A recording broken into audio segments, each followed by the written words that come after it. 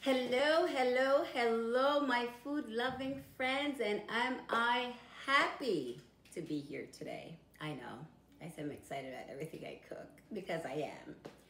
So, don't forget to subscribe, hit that notification bell, share and like this video because today we will be teaching you how to make Callaloo. Yes, Callalloo. So, I love Callalloo. You see, my sister Fan used to cook Callalloo for us all the time. It was our Sunday morning special. Cook with some salt fish and boiled banana or fried dumpling. There is nothing more delicious. So, today, I gotta hit the road, go to my dad's house in Brooklyn, cut some Callaloo, and show you how to prepare it.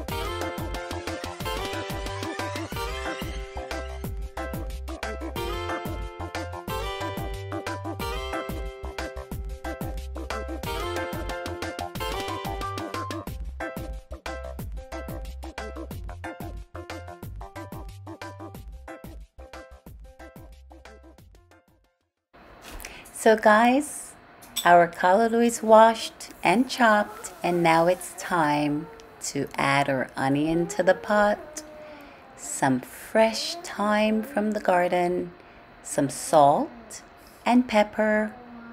But you can also add whatever it is that you want. You can add tomato, peppers, garlic. In this case, it's onion and thyme.